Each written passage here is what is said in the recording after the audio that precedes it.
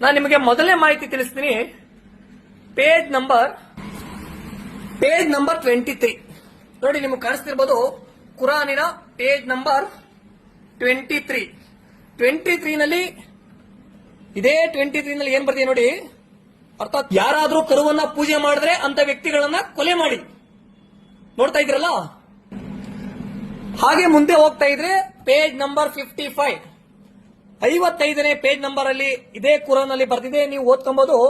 ಸಂಪೂರ್ಣ ಅಳಿದು ಹೋಗುವವರೆಗೂ ಧರ್ಮವು ಪರಿಪೂರ್ಣವಾಗಿ ಅಲ್ಲಾಹನಿಗೆ ಆಗೋವರೆಗೂ ನೀವು ಅವರ ವಿರುದ್ಧ ಹೋರಾಡಿವಿ ಅನ್ನೋ ಕವಿತೆ ನೀವು ನೋಡ್ತಾ ಇರಬಹುದು. Page number 55 193 ಕಾಣಿಸ್ತಿದೆಯಲ್ಲ.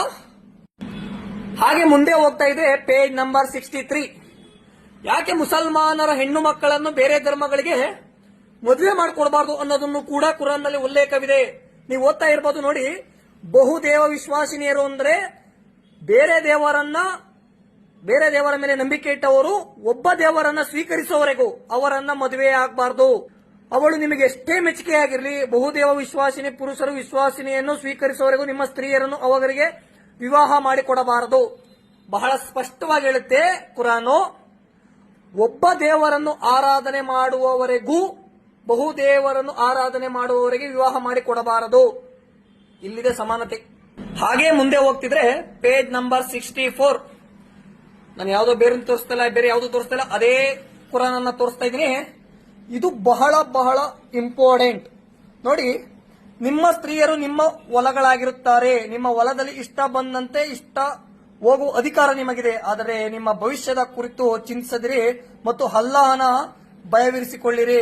ಹೇಳ್ತಾರೆ ನೋಡಿ, ಒಬ್ಬ ಹೆಣ್ಣು ಮಗಳು ನಿಮ್ಮ ಹೊಲದಂತಿರುತ್ತಾರೆ. ಆ ಹೊಲದಲ್ಲಿ ನೀವು ನೋಡಿ, ಇಲ್ಲದೆ ಒಂದು ಹೆಣ್ಣು ಭೂಮಿ ಇದ್ದಂತೆ ಅಂತೆ. ಆ ಭೂಮಿಯ ಮಾಲೀಕ ಆ ಭೂಮಿಯನ್ನ ಹೇಗೆ ಉಳುಮೆ ಮಾಡ್ತಾನೋ ಆ ರೀತಿ ಇಷ್ಟ ಬಂದಂತೆ ಹೊಲದಲ್ಲಿ ಇಷ್ಟ ಬಂದಂತೆ ಹೋಗುವ ಅಧಿಕಾರ ನಿಮಗಿದೆ. ಇದು ಮುಸ್ಲಿಮರಾಗಿರೋದ್ರಿಂದ ಅದ್ರ ಬಗ್ಗೆ ಬಿಡೋಣ, ಮುಂದಕ್ಕೆ ಹೋಗೋಣ. ನೋಡಿ ಸ್ನೇಹಿತರೆ, ಹಾಗೆ ಮುಂದಕ್ಕೆ ಹೋಗ್ತಿದ್ರೆ ಪೇಜ್ ನಂಬರ್ 66 ಅದೇ ಕುರಾನ್, ಯಾವುದೇ ಕಾರಣಕ್ಕೂ ಚೇಂಜಸ್ ಇಲ್ಲ. ಇದು ಸ್ವಲ್ಪ ಈಗಿನ ಭಾರತದಲ್ಲಿ ತುಂಬಾ ವೆರಿ ವೆರಿ ಇಂಪಾರ್ಟೆಂಟ್. ಯಾಕೆಂದ್ರೆ ಹಿಂದೂಗಳಿಗೆ ಡಿವೋರ್ಸ್ ಅಂತ ಬಂದಾಗ ನಮ್ಮ ಕಾನೂನಿನಲ್ಲಿ ನೆರವಾಗುತ್ತೆ. ಬಟ್ ಕುರಾನ್ ಏನ್ ಹೇಳುತ್ತೆ ಡಿವೋರ್ಸ್ ಬಗ್ಗೆ ನೋಡಿ. ಪತಿಯು 2 ಬಾರಿ ತಲಾಕ್ ಕೊಟ್ಟ ಬಳಿಕ 3ನೇ ಬಾರಿಯೂ ತಲಾಕ್ ಕೊಟ್ಟು ಬಿಟ್ಟರೆ ಆ ಸ್ತ್ರೀ ನಿಕಾ ಇನ್ನೊಬ್ಬನೊಂದಿಗೆ ಆಗಿ ಅವನು ತಲಾಕ್ ಕೊಡುವವರೆಗೂ ಅವಳು ಪುನಃ ಅವನಿಗೆ ಹಲಾಲ್ ಆಗಲಾರಳು. ಮುಸಲ್ಮಾನ ಮದುವೆಯಾದ ನಂತರ 3 ಬಾರಿ ತಲಾಕ್ ಕೊಟ್ಟಿ ಆಕೆ ಮತ್ತೊಬ್ಬರ ಬಳಿ ನಿಕಾ ಆಗುವವರೆಗೂ, ನಿಕಾ ಆಗಿ ನಂತರ ಆತ ತಲಾಕ್ ಕೊಡುವವರೆಗೂ ಆಕೆ ಪರಿಪೂರ್ಣಲಾಗಲಾರಳು. ತುಂಬಾ ಚೆನ್ನಾಗಿ ಅರ್ಥ ಆಗ್ತಿದೆ ಅನ್ಕೊಂತೀನಿ. ಯಾಕೆಂದ್ರೆ ಬಿಡಿಸಿರೋ ಪದಗಳಲ್ಲ ಯಾವುದು ಕೂಡ. ಕುರಾನ್ ಹೇಳುತ್ತೆ ನೀವು ಬಹುಪತಿತ್ವವನ್ನ ನೀವು ಮಾಡ್ಕೊಬಹುದು. 2ರನ್ನೋ 3ರನ್ನೋ 4ರನ್ನೋ 4 ಜನ ನೀವು ಮದುವೆ ಕೂಡ ಆಗ್ಬೋದು ಇಸ್ಲಾಂ ಪ್ರಕಾರ. ಪೇಜ್ ನಂಬರ್ 172 ಸ್ನೇಹಿತರೆ, ನಿಮಗೆ ಚೆನ್ನಾಗಿ ಕಾಣಿಸ್ತಿದೆ. ನಾನು ಇಲ್ಲಿಂದ ತೋರಿಸ್ತೀನಿ ನೋಡಿ. ಯಾವುದಾದರೂ ಗುಡಿಯ ಮುಂದೆ ಬಲಿ ಕೊಡಲ್ಪಟ್ಟ ಪ್ರಾಣಿ ಅಲ್ಲದ ಜೂಜಿನ ಮೂಲಕ ಅದೃಷ್ಟ ಪರೀಕ್ಷೆ ಮಾಡಬಹುದು. ಇವೆಲ್ಲ ಧರ್ಮ ಭ್ರಷ್ಟತೆ ಕಾರ್ಯಗಳು ಹೇಳ್ತಾರೆ. ಇಲ್ಲಿ ಬಲಿ ಕೊಟ್ಟಂತಹ ದೇವರಿಗೆ ಬಲಿ ಕೊಟ್ಟಂತಹ ಗುಡಿ ಮುಂದೆ ಬಲಿ ಕೊಟ್ಟ ಪ್ರಾಣಿಗಳನ್ನ ತಿನ್ನಬಾರದು. ಇದು ಸತ್ಯ ಭ್ರಷ್ಟತೆ, ಧರ್ಮ ಭ್ರಷ್ಟತೆ. ಸ್ನೇಹಿತರೆ, ವೆರಿ ವೆರಿ ವೆರಿ ಇಂಪಾರ್ಟೆಂಟ್. ಕುರಾನಿನ 188ನೇ ಪೇಜಿನಲ್ಲಿ 51ನೇ ನಂಬರ್ ಹೇಳುತ್ತೆ, ಓ ಸತ್ಯವಿಶ್ವಾಸಿಗಳೇ, ಅಂದರೆ ಸತ್ಯವಿಶ್ವಾಸಿಗಳೇ ಅಂದ್ರೆ ನಮ್ ಕಡೆ ಇಟ್ಕೊಬಿಡಿ. ಮೊದಲು ಯಾರು ಒಬ್ಬ ದೇವರನ್ನು ಪೂಜೆ ಮಾಡ್ತಾರೋ ಅವರೇ ಸತ್ಯವಿಶ್ವಾಸಿಗಳೇ. ನೀವು ಯಹೂದಿಗಳನ್ನು ಕ್ರೈಸ್ತರನ್ನು ನಿಮ್ಮ ಆಪ್ತರನ್ನಾಗಿ ಮಾಡಿಕೊಳ್ಳಬೇಡಿರಿ. ಇವರು ಪರಸ್ಪರ ಆಪ್ತರು. ನಿಮ್ಮಲ್ಲಿ ಯಾರಾದರೂ ಅವರನ್ನು ಆಪ್ತರನ್ನಾಗಿ ಮಾಡಿಕೊಂಡರೆ ಅವನು ಅವರೊಂದಿಗೆ ಸೇರಿ ಹೋಗುತ್ತಾನೆ. ವಾಸ್ತವದಲ್ಲಿ ಅಲ್ಲಾಹನು ಆಕ್ರಮಿಗಳಿಗೆ ಮಾರ್ಗದರ್ಶನ ಮಾಡುವುದಿಲ್ಲ. ಇದು ನೋಡಿ ಏನ್ ಹೇಳ್ತಾರೆ ಅಂದ್ರೆ, ಯಾವತ್ತೂ ಕೂಡ ಕುರಾನ್ ಓದುವವರು ಯಹೂದಿಗಳಾಗಿರ್ಬೋದು, ಕ್ರಿಶ್ಚಿಯನ್ರಾಗಿರ್ಬೋದು, ಯಾವುದೇ ಕಾರಣಕ್ಕೂ ಅವ್ರ ಬಳಿ ಸ್ನೇಹ ಸಂಪರ್ಕ ಮಾಡಬಾರದು. ಯಾಕೆ ಅಂದ್ರೆ ಇವರು ಕೂಡ ಅವ್ರ ಜೊತೆ ಹೋಗಿ ಇವರು ಕೂಡ ಧರ್ಮವನ್ನು ಬಿಡುವಂತಹ ಸಂದರ್ಭ ಬರಬಹುದು. ಅವ್ರು ಯಾವುದೇ ಕಾರಣಕ್ಕೂ ಕೂಡ ಅವರು ಇದೇ ದಾರಿಯಲ್ಲಿ ಇರಬೇಕಾದ್ರೆ, ಅವರು ಕೂಡ ಮತಾಂತರದ ದಾರಿಯಲ್ಲಿ ಇರಬೇಕಾದ್ರೆ ನೀವು ಅವರನ್ನ ಬದಲಾವಣೆ ಮಾಡ್ಲಿಕ್ಕಾಗಲ್ಲ. ಆದ್ರಿಂದ ನೀವು ಅವರನ್ನ ಜೊತೆಯಾಗಿ ಸ್ನೇಹಿತರನ್ನಾಗಿ ಮಾಡ್ಕೋಬೇಡಿ. ತುಂಬಾ ಚೆನ್ನಾಗಿದೆ ನೋಡಿ, ನೀವೆಲ್ಲ ಓದ್ಬೋದು. ಯಾಕೆಂದ್ರೆ ಇದು ಯಾವುದೋ ನಾನು ಸುಳ್ಳು ಹೇಳ್ತಿಲ್ಲ, ಪವಿತ್ರವಾದ ಕುರಾನ್ ಅನ್ನೇ ಪೇಜ್ ನಂಬರ್ 188 ಅಲ್ಲಿ ತೋರಿಸ್ತಾ ಇದ್ದೀನಿ. ನೀವು ತೆಗೆದು ನೋಡಿದ್ರು ಕೂಡ ಇದೇ ಇರುತ್ತೆ ನೋಡಿ. ಇದು ಕೂಡ ವೆರಿ ವೆರಿ ಇಂಪಾರ್ಟೆಂಟ್. ಕುರಾನಿನ 299ನೇ ಪೇಜ್ ಅಲ್ಲಿ ನಾನು ನಿಮಗೆ ತೋರಿಸ್ತಾ ಇದ್ದೀನಿ. ಕುರಾನಿನ 299ನೇ ಪೇಜ್ ನಲ್ಲಿ ಇವರು ಕುರಾನ್ ನಲ್ಲಿ ಬರೆದಿದೆ, ನಿಷೇಧಿತ ಮಾಸಗಳ ಕಳೆದ ಬಳಿಕ.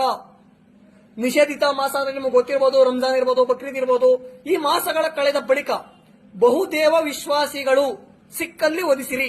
ಬಹುದೇವ ವಿಶ್ವಾಸಿಗಳಂದ್ರೆ ಯಾರು?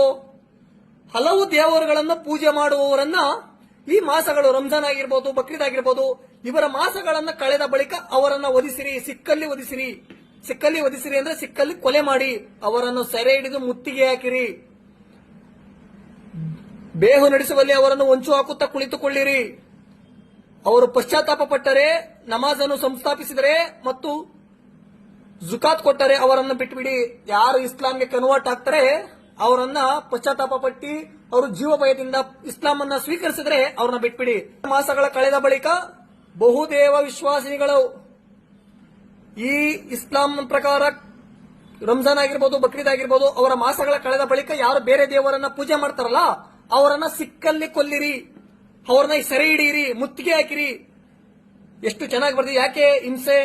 ನಿಮ್ ನೋಡಿರ್ಬೋದು ಪ್ರಪಂಚದಲ್ಲಿ ಯಾಕೆ ಇಸ್ಲಾಂ ಅಲ್ಲಿ ಇಷ್ಟೊಂದು ಅಶಾಂತಿ ಇದೆ, ಇಷ್ಟೊಂದು ಭಂಗ ಮಾಡ್ತಾರೆ. ಯಾಕೆಂದ್ರೆ ಪ್ರತಿಯೊಬ್ಬ ಮುಸಲ್ಮಾನನು ಕೂಡ ಕುರಾನ್ ಅನ್ನ ಓದ್ತಾನೆ. ಕುರಾನ್ ಅನ್ನ ಓದಂತ ಮುಸಲ್ಮಾನರು ಕೂಡ ಇದನ್ನ ಪಾಲನೆ ಮಾಡ್ತಾನೆ ಮಾಡಲ್ಲ. ಯಾಕೆಂದ್ರೆ ಅವರ ಪವಿತ್ರವಾದಂತಹ ಗ್ರಂಥ ಇದು. ಪವಿತ್ರವಾದಂತಹ ಗ್ರಂಥದಲ್ಲಿ ಹೇಳ್ತಾರೆ, ನಿಷೇಧ ಮಾಸಗಳನ್ನ ಕಳೆದ ಬಳಿಕ ಬೇರೆ ದೇವರನ್ನ ನಂಬುವವರನ್ನ ಸಿಕ್ಕಲ್ಲಿ ಕೊಲೆ ಮಾಡಿ, ಸಿಕ್ಕಲ್ಲಿ ವಧಿಸಿರಿ, ಅವರನ್ನ ಸೆರೆ ಹಿಡಿರಿ, ಅವರನ್ನ ಮುತ್ತಿಗೆ ಹಾಕಿ ಅವರನ್ನ ಕೊಲ್ರಿ ಅಂತ ಪವಿತ್ರವಾದಂತಹ ಕುರಾನ್ ನಲ್ಲಿ ಬರೆದಿದೆ. ಇದು ನಾನು ಸುಳ್ಳು ಹೇಳ್ತಿರೋದಲ್ಲ, ನೀವು ಚೆಕ್ ಮಾಡಿದ್ರು ಕೂಡ ಹೀಗೆ ಇರಬೇಕು.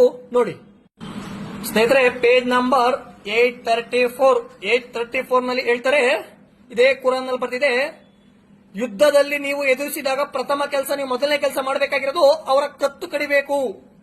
ತುಂಬಾ ಚೆನ್ನಾಗಿ ಬರ್ದಿದೆ ನೋಡಿ. ಯುದ್ಧದಲ್ಲಿ ನೀವು ಎದುರಿಸಿದಾಗ ಪ್ರಥಮ ಕೆಲಸ ಅವರ ಕತ್ತು ಕಡಿಯುವುದಾಗಿರುತ್ತದೆ. ನೀವು ಅವರನ್ನು ಚೆನ್ನಾಗಿ ಸದೆ ಬಡಿದ ಬಳಿಕ ಕೈದಿಗಳನ್ನು ಬಿಗಿಯಾಗಿ ಕಟ್ಟಿರಿ. ಆ ಬಳಿಕ ನೀವು ಅವರ ಮೇಲೆ ಸೌಜನ್ಯ ತೋರಬಹುದು. ಮೊದಲು ಕತ್ತು ಕಡಿರಿ, ಆಮೇಲೆ ಕೈ ಕಟ್ಟಿರಿ, ಆಮೇಲೆ ನೀವು ಸೌಜನ್ಯವನ್ನ ತೋರಿ. ಇದು ನಾನು ಹೇಳ್ತಿರೋದಲ್ಲ, ಕುರಾನಿನ 49ನೇ ಅಧ್ಯಾಯ ಮುಹಮ್ಮದ್ ಅದರಲ್ಲಿ 4ನೇ ಪ್ಯಾರಾಗ್ರಾಫ್ ಹೇಳ್ತದೆ, ಯುದ್ಧವನ್ನು ನೀವು ಎದುರಿಸಿದಾಗ ಮೊದಲನೇ ಕೆಲಸ ನೀವು ಅವರ ಕತ್ತನ್ನು ಕಡಿಬೇಕು. ಇದು ನಾನು ಹೇಳ್ತಿರೋದಲ್ಲ, ಪವಿತ್ರವಾದಂತಹ ಕುರಾನ್ ಹೇಳ್ತಿರೋದು. ನಮ್ಗೆ ಇವ್ರ ಮೇಲೆ ದ್ವೇಷ ಅಲ್ಲ, ನಮ್ಗೇನು ಮುಸಲ್ಮಾನರ ಮೇಲೆ ದ್ವೇಷ ಅಲ್ಲ. ಈ ಕುರಾನ್ ನಲ್ಲಿ ಬರೆದಂತಹ ಕೃತ್ಯವನ್ನ ಈ ಮುಸಲ್ಮಾನರೇ ಖಂಡಿಸಿದ್ರೆ ಈ ದೇಶದಲ್ಲಿ ಭಾವೈಕ್ಯತೆ ಇಂದಲ್ಲ ನಾಳೆ ಎಲ್ಲ ಮುಂದೊಂದು ದಿನ ಉಳಿತಿತ್ತು. ಆದ್ರೆ ಆ ಮನಸ್ಥಿತಿ ಈ ದೇಶದ ಮುಸಲ್ಮಾನರಲ್ಲಿ ಇಲ್ಲ. ಯಾವತ್ತೂ ಆ ಮನಸ್ಥಿತಿ ಈ ದೇಶದಲ್ಲಿ ಮುಸಲ್ಮಾನರಲ್ಲಿ ಬರೋ ತನಕ ಯಾವುದೇ ಕಾರಣಕ್ಕೂ ಈ ಕುರಾನ್ ಓದುವಂತಹ ಮನಸ್ಥಿತಿಗಳು ಬದಲಾಗಲ್ಲ. ಯಾಕೆ? ಇಸ್ಲಾಂ ಅಂದ್ರೆ ಕ್ರೂರತೆ, ಇಸ್ಲಾಂ ಅಂದ್ರೆ ಹಿಂಸೆ, ಇಸ್ಲಾಂ ಅಂದ್ರೆ ದ್ವೇಷ. ಈ ಕುರಾನ್ ನಲ್ಲಿ ಬರೆದಿರುವಂತಹ ಇಷ್ಟು ಮಾಹಿತಿಗಳ ಮೇರೆಗೆ ಮುಸಲ್ಮಾನರು ಈ ರೀತಿ ಕ್ರೂರತೆಯಿಂದ ನಡ್ಕೊಳ್ಳೋದು. ಈ ಕುರಾನ್ ನಲ್ಲಿರುವ ಒಂದೊಂದು ಇಂಚಿಂಚು ಮಾಹಿತಿಯನ್ನು ಕೂಡ ರಾಜ್ಯದ ಹಿಂದೂ ಕಾರ್ಯಕರ್ತರಿಗೆ ತಲುಪಿಸೋ ಕೆಲಸವನ್ನ ಮಾಡೇ ಮಾಡ್ತೀವಿ. ಸ್ನೇಹಿತರೆ, ಇವತ್ತು ಇಷ್ಟೆಲ್ಲ ಹೇಳಿದ್ದೀನಲ್ಲ, ಇದು ಸ್ವಲ್ಪ ಮಾತ್ರ. ಇನ್ನು ಬೇಕಾದಷ್ಟಿದೆ ಇಂಥ ಇದರಲ್ಲಿ, ಇನ್ನು ಬೇಕಾದಷ್ಟಿದೆ. ಎಲ್ಲವನ್ನು ಕೂಡ ಬಿಚ್ಚಿರ್ತೀನಿ, ಪ್ರತಿಯೊಂದನ್ನು ಕೂಡ ಬಿಚ್ಚಿರ್ತೀನಿ. ನಿಮ್ಮನ್ನು ಈ ಮನಸ್ಥಿತಿಯ ಪ್ರತಿಯೊಬ್ಬ ರಾಜ್ಯದ ಹಿಂದೂ ಕಾರ್ಯಕರ್ತರು ತಲುಪಬೇಕು. ಈ ಮನಸ್ಥಿತಿಯನ್ನು ಒಪ್ಪುವವರು ಎಲ್ಲಿ ಬಿಡಬೇಕು ಅಲ್ಲಿ ಬಿಡಬೇಕು ರಾಜ್ಯದ ಹಿಂದೂಗಳು. ಅವತ್ತು ಈ ದೇಶದಲ್ಲಿ ಶಾಂತಿ ಉಳಿಯುತ್ತೆ, ನೆಮ್ಮದಿ ಉಳಿಯುತ್ತೆ. ನೋಡೋಣ.